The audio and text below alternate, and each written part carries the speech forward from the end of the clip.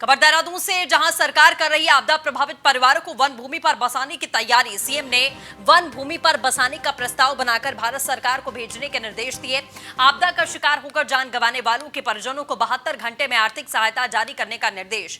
Monsoon में अब तक राज्य भर में 62 लोग आपदा के शिकार हो चुके हैं। आपदा प्रबंधन, बचाव और राहत की मदद में 103 करोड़ रुपए जिलों को दिए गए हैं। आपदा के मद्देनजर 395 गांव संवेदनशील चिन्हित हैं और इनमें से 54 गांव अति संवेदनशील माने गए हैं। आपदा प्रबंधन विभाग कई वर्षों से संवेदनशील गांवों की रिपोर्ट तैयार कर रहा है। पिछले दशक में संवेदनशील गांवों की संख्या में बढ़ोतरी हुई है।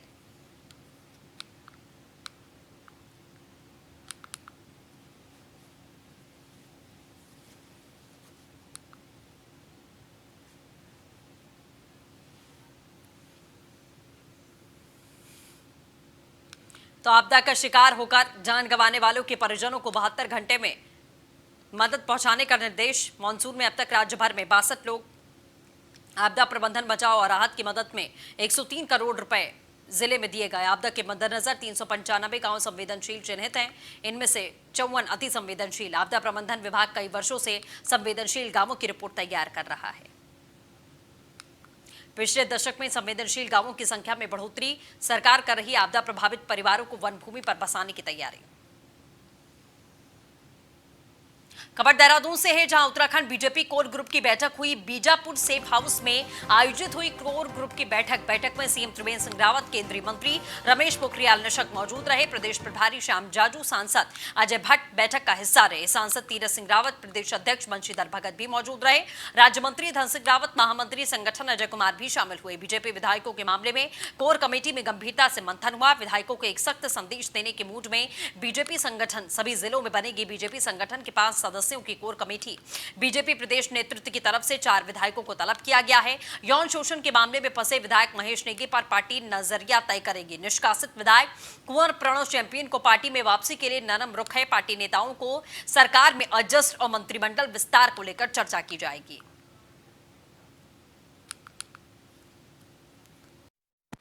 भारतीय जनता पार्टी की योजना रचना की बैठक थी।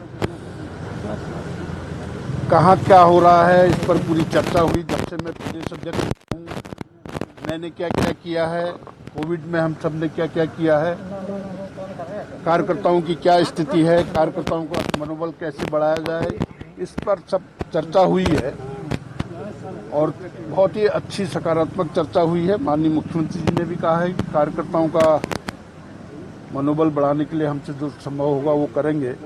एक बड़ी मोटी बात तय हुई है कि हर जिले में 5 लोग जिला अध्यक्ष के नेतृत्व में एक टीम बनेगी जो वहाँ के अधिकारियों से वहाँ के कार्यकर्ताओं की बात करेगी और उसमें जिस विधायक के क्षेत्र का मामला होगा वो विधायक प्राथमिकता से उसमें रखा जाएगा। खबर देहरादून से, जहां केंद्रीय मंत्री रमेश पोखरियाल निशंक ने स्पष्ट किया है कि एनआईआईटी श्रीनगर में ही बनेगा। श्रीनगर के सुमाड़ू में ही एनआईआईटी के लिए 900 करोड़ से ज्यादा के बजट की मंजूरी हो चुकी है। आपको बता दें कि साथ ही केंद्रीय एचआरडी मिनिस्टर निशंक ने नई शिक्षा नीति को भविष्य के लिए अच्छा बताया है। केंद्रीय मंत्री Ramesh Pokhriyal Nishank BJP core committee की बैठक में शामिल होने के लिए पहुंचे। सुमाड़ी में ही बनेगा। कोर्ट ने कुछ बोला है, उन आवश्यकताओं की पूर्ति कर रहे हैं, लेकिन एनआईटी के लिए 900 से भी अधिक करोड़ रुपया स्वीकृत है। वो इस राज्य की बहुत बड़ी संस्था बनेगी और बच्चों को राष्ट्रीय नहीं अंतर्राष्ट्रीय फलक पर लेकर के जाएगी। तो उसमें किसी प्रकार की कोई शंका नहीं है। खबर देहरादून से है, जहां सांसद अजय भट्ट ने मंत्रिमंडल विस्तार को लेकर सकारात्मक नजरिया दिखाया है। मंत्रिमंडल विस्तार की संभावनाओं पर अजय भट्ट ने कहा कि जब घोड़ा है तो जींस तो आएगी ही। बीजेपी कोर कमेटी की बैठक के बाद में मीडिया के सवाल पर अजय भट्ट ने बयान दिया, मंत्रिमंडल विस्तार करना सीएम का विशेषाधिकार होता है, सभी को अपनी बात कहने का अधिकार है, सांसद अजय भट्ट ने कहा।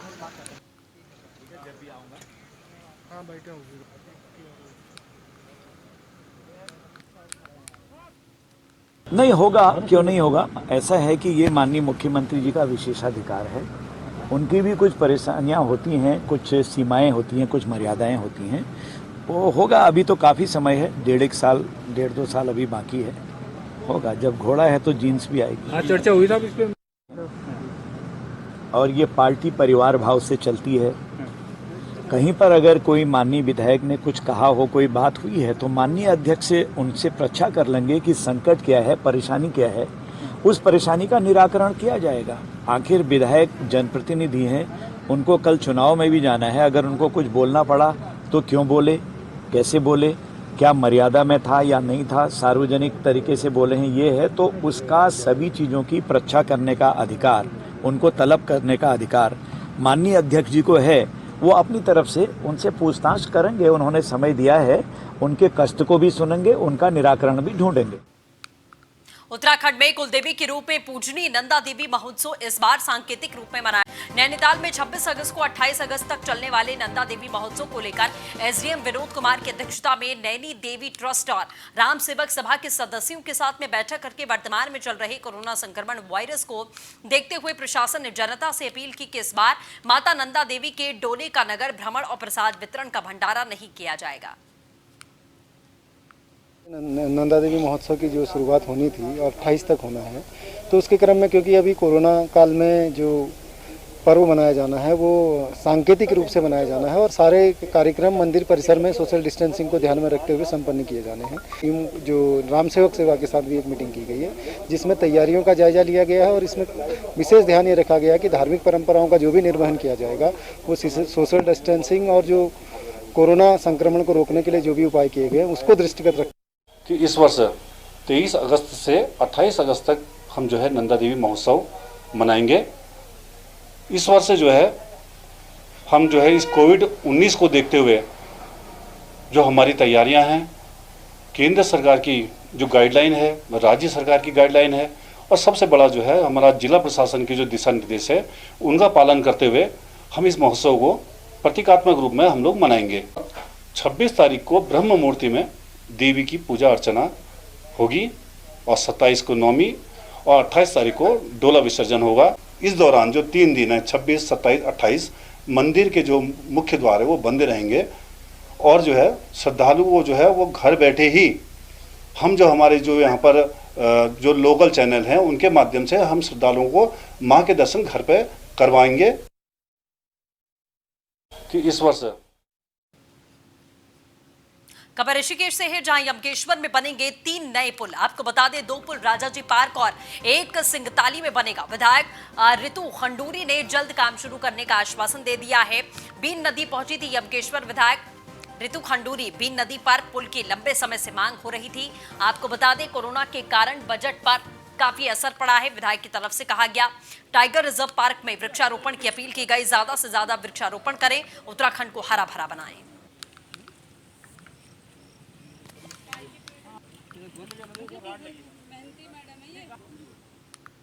खबर रुद्रप्रयाग से है जहां तीसरे दिन खुली केदारनाथ धाम की यात्रा। आपको बता दें सोनप्रयाग में 104 तीर्थयात्री गए केदारनाथ धाम। गौरीकुंड केदारनाथ पैदल मार्ग पर आवाजाही खतरनाक है। जान हथेली पे रखकर यात्रा कर रहे हैं तीर्थयात्री। सोनप्रयाग गौरीकुंड के बीच में अभी भी राजमार्ग बंद है। सोनप्रयाग गौरीकुंड राजमार्ग पर हो रहा भूस्खलन। रुद्रप्रयाग में तीसरे दिन मौसम साफ होने के बाद केदारनाथ धाम की यात्रा का आगाज हो जाएगा। यात्रा शुरू होने के बाद में 104 तीर्थयात्रियों को केदारनाथ धाम भेजा जाएगा। आपको बता दें यात्री 3 दिन में यात्रा खुलने का इंतजार कर रहे थे। हालांकि सोनप्रयाग गौरीकुंड मोटर मार्ग अभी भी बंद है। मोटर मार्ग पर यात्रियों को पैदल ही केदारनाथ भेजा जा रहा है। दरअसल सोनप्रयाग गौरीकुंड राजमार्ग पर जगह जगह भूस्खलन हो रहा है। मार्ग सोनप्रयाग के निकट मुनकटिया और गौरीकुंड पार्किंग के पास भारी मलबा आया है। ऐसे में मोटर मार्ग पर मलबा आने से वाहनों की आवाजाही बंद है। क्षेत्र में लगातार हो रही बरसात के कारण भी मोटर मार्ग को खोलने में परेशानियों का सामना करना पड़ रहा है। केदारनाथ यात्रा का हमारा डेली यात्री एवरेज लगभग 50 के आसपास है। वर्तमान में जब तेज बारिश होने के कारण पैदल मार्ग प्रभावित होता है तो यात्रियों को हम लोग सोनप्रयाग में नीचे रुकने की व्यवस्था करते हैं और जैसे ही मार्ग सुचारू होता है उनको दर्शन के लिए फिर हम लोग उसको खोल देते हैं। आज खुला हुआ है। खबर नरेंद्र नगर से है जहां विधानसभा क्षेत्र के आपको बता दें डागर गांव में गुलदार ने हमला बोला है। घात लगाकर हमला करने की घटना से गांव समेत पूरे इलाके में दहशत का माहौल। क्षेत्र में किसी व्यक्ति पर गुलदार के हमले से लोग दहशत में हैं। सामान लेकर घर आ रहे धर्म सिंह पर गुलदार ने हमला बोल दिया। हमले में गुलदार ने धर्म सिंह की पीठ और हाथों पर नाखून मारा। घटना की सूचना पाते ही वन विभाग और पुलिस की टीम मौके पर पहुंची। वन विभाग और पुलिस की टीम ने गांव के आसपास की झाड़ी और जंगल में छानबीन की। पिंजरा लगाकर गुलदार को पकड़ा जाए, ग्रामीणों की तरफ से आवाज उठाई गई। दुकान से अब रास्ते में बाग मिल गए मेरे को, नीचे में मकान भी था, पीछे से आ रहा था, उसने मेरे को हंगामा किया। छाता मेरे पास था, सब्जी था, मैंने उसे पीछे चला दिया था, बाकी तब उसने तब छोड़ दिया मेरे को, नहीं तो मेरे को कर देता वो। 2-3 दिन से बाघ का बहुत आतंक मचा रखा है। और सर यहाँ पे 2-3 दिन पहले यहाँ पे प्रताप सिंह पुंडरी की 3 बकरियां बाघ ने मार दी। और उसके बाद धीरेन्द्र पुंडीर की बकरी यहाँ पे कल परसों पकड़ ली। और उसके बाद कल शाम को 8:30 पे यहाँ पे गांव में आप चाहते क्या हैं? धर्म सिंह पुंडीर पे बाघ ने हमला कर दिया। हम चाहते हैं कि बाघ को या फिर पिंजड़ा या कुछ मतलब दूसरी जगह या छोड़ दिया जाए और गांव को सुरक्षा दिलाई जाए। जैसे यहाँ पे सूचना मिली, 2-3 दिन पहले भी सूचना मिली है। हमारा स्टाफ यहाँ लगातार यहाँ पे क्षेत्र में मेका प्रधान जी से, सरपंच जी से संपर्क में है और लगातार हम लोग गश्त कर रहे हैं। और अब आगे भी स्टाफ को यहाँ पे डिप्यूट कर दिया गया हमने, और लगातार इस पे संपर्क में रहेंगे जब भी यहाँ पे कोई अगर ऐसी होती है। जी संपर्क में तो रहेंगे सर, लेकिन गुलदार को जैसे पिंजरे में, क्योंकि वो अगर उसको खून जैसे लग गया तो मॉनिटर हो जाएगा तो बड़ी संकट की स्थिति हो जाएगी। देखेंगे हम 1-2 बार, हम जो हमारी रिपोर्ट यहाँ जाएगी ना, कि ये देखना चाह रहे हैं कि किस स्थिति में उन्होंने हमला किया, आमने सामने उसका हुआ है या वास्तव में मॉनिटर है, या किन परिस्थितियों में बच्चे हैं उसके साथ। कई बार बच्चे साथ रहते हैं, इसलिए वो अटैक कर लेता है उस पर ना। रुड़की में नकली दवाइयों पर एक्शन में ड्रग इंस्पेक्टर। गंगनहर कोतवाली क्षेत्र के सालियर गांव में छापेमारी। वीआर फार्मा कंपनी में पुलिस टीम के साथ में छापेमारी। मौके से करोड़ों की दवाइयां बरामद की गई। दवाई बनाने वाली मशीनें भी कंपनी के अंदर मिली। काफी समय से चल रहा था नकली दवाई का अवैध कारोबार।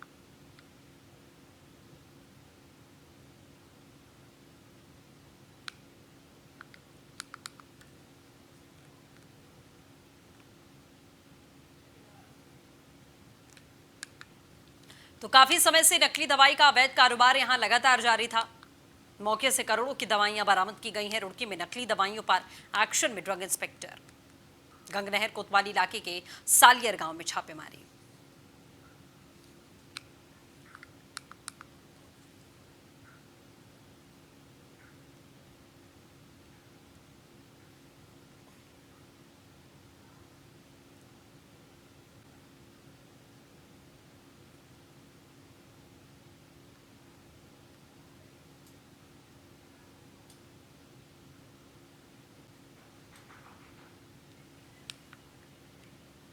तो मौके से करोड़ों की दवाइयां बरामद की गई हैं। आपको लगातार ये खबर हम बता रहे हैं। वीआर फार्मा कंपनी में पुलिस टीम के साथ में छापेमारी। मौके से करोड़ों की दवाइयां जब्त की गई।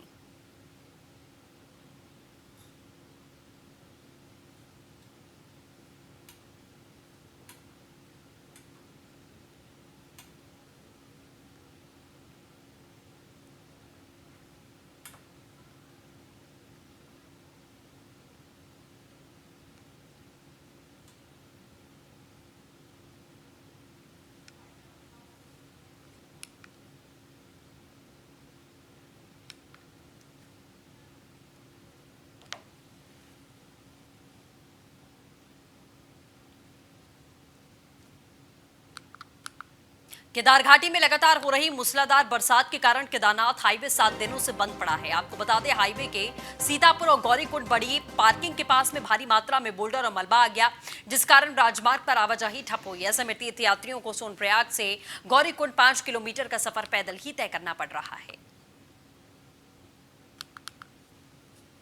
से पूरी केदार घाटी पूरे जनपद में ऑल वेदर के कारण जो एल वेदर की सड़कें कटी हैं, जो इन्हें सड़कों का चौड़ीकरण किया है, उसकी वजह से बहुत डेंजर जोन हो रखे हैं। भीरी में, बांसवाड़ा में, चंद्रपुरी में, रुद्रप्रयाग में, तमाम स्थानों पर डेंजर जोन है। लोगों को हर समय मौत के साये में, डर के माहौल में, डर के वातावरण में आवागमन करना पड़ रहा है।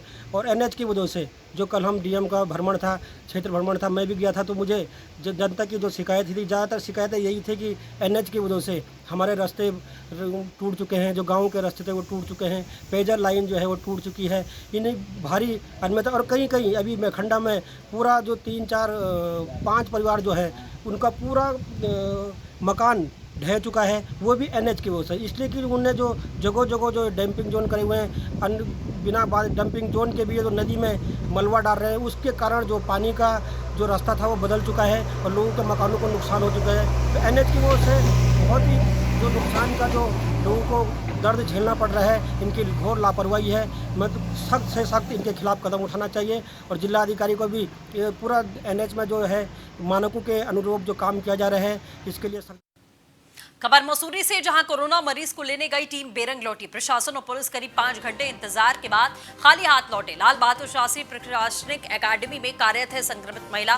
3 दिन से अपने घर में आइसोलेट है महिला और उसका परिवार। स्थानीय लोगों ने पूरे मामले में ऐतराज जताया। कोरोना पॉजिटिव मरीज के घर में रहने से लोगों में आक्रोश है। तो इस तरीके से मसूरी में चरितार्थ हुई है।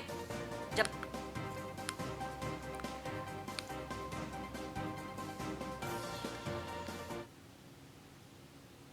चीज़ को तो नहीं कह सकता कि किसका प्रेशर है, लेकिन हम लोग लगातार 1 बजे से कोशिश कर रहे हैं कि इनको देहरादून कोविड केयर सेंटर में शिफ्ट किया जाए।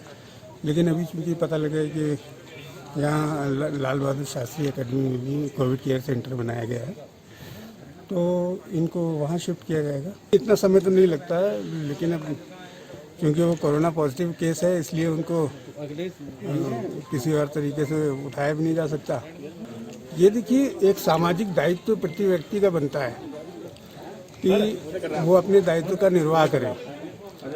आप अगर कोरोना पॉजिटिव हैं तो आपको ये देखना है कि आपके द्वारा किसी और को कोई इन्फेक्शन ना हो, वो जिम्मेदारी आपकी है। प्रशासन का मामला है, वो जो भी इस पर अगर कोई मामला बनता है तो वो प्रशासन अपने स्तर पर देखेगा। जहाँ तक इनके दायित्व की बात है, इनको सपोर्ट करना चाहिए, जो इन्होंने नहीं किया। देवभूमि में 15,000 के करीब कोरोना के मामले। आपको बता दें करीब 10,000 लोग ठीक हुए हैं। राज्य में एक्टिव केसेस की संख्या 4,296 है। कोरोना से राज्य में 195 लोगों की मौत हुई है।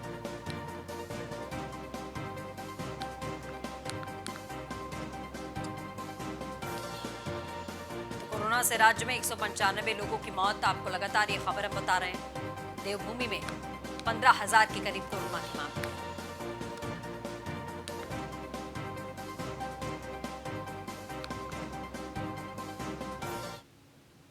देश में केंद्रीय गृह मंत्रालय ने सभी राज्यों के मुख्य सचिवों को पत्र में साफ तौर पर अनलॉक 3 गाइडलाइंस में कहा है कि किसी भी राज्य के अंदर 2 राज्यों के बीच बॉर्डर पर लोगों को ना रोकें या फिर सामान ले जाने में कोई रोक ना हो। किसी भी राज्य में अलग से आज्ञा लेना, अप्रूवल देना या फिर ई परमिट लेने की जरूरत नहीं है। लेकिन उत्तराखंड की सीमा धर्मावाला के उत्तर प्रदेश और उत्तराखंड के दरारीट चेक पोस्ट पर आवाजाही को रोकने की कोशिश से आमजन की परेशानियां काफी बढ़ चुकी हैं। एकता गोयल। अच्छा, आप कहाँ से आ रहे हैं? मैं देहरादून से लोकल यूनिवर्सिटी जा रही हूँ। अच्छा, तो आपको ये जैसे दर्रा रेट पे हैं, यहाँ पर आपको बॉर्डर पर रोका जा रहा है क्या? हाँ। तो क्या मांग रहे हैं ये, मतलब आने जाने के लिए? ये पास दिखाने के लिए बोल रहे हैं, नंबर डल रहा है। अच्छा, मतलब जो मतलब पास बनवाने के बाद ये एंट्री है आपकी? हाँ जी, हाँ जी। जब बिना पास के आपको आने जाने नहीं दिया? नहीं सर। अब जैसे जब अभी ये जानकारी आपको मिली है कि मतलब जो है बिना पास के भी आप आ जा सकते हैं किसी भी राज्य में? हाँ जी। सेंट्रल गवर्नमेंट की गाइडलाइन है। हाँ जी, हाँ जी। आज के न्यूज़पेपर में भी आया है, ये सेंट्रल गवर्नमेंट की नई गाइडलाइन आ गई है कि अब बिना ये रोका ना जाए बॉर्डर पे। अच्छा, इसमें आपको बहुत परेशानी होती है? हाँ सर, परेशानी तो होती है, टाइम लगता है। देखिए, पास लेके आ रहे हैं, बाहर से भी स्वतः ही लोग पास लेके आ रहे हैं, तो उसका पास का विवरण अंकित किया जाता है कि वो ई पास लेके आए हैं, किस कारण से यहाँ आ रहे हैं। कहीं ऐसा तो नहीं है कोई वहाँ से रेड जोन से हो, तो वो सारी चीज़ देखी जाती है जिससे ये पता चल सके कि वो कहाँ से आ रहा है और किस जगह जाएगा। अच्छा, अगर किसी व्यक्ति के पास जो है पास वगैरह नहीं हो तो उसे उत्तराखंड में आने की अनुमति है या उत्तराखंड से बाहर जाने की अनुमति है? चेक पोस्ट पे इस समय कोई भी व्यक्ति ऐसा नहीं है कि जो अकारण आ रहा हो।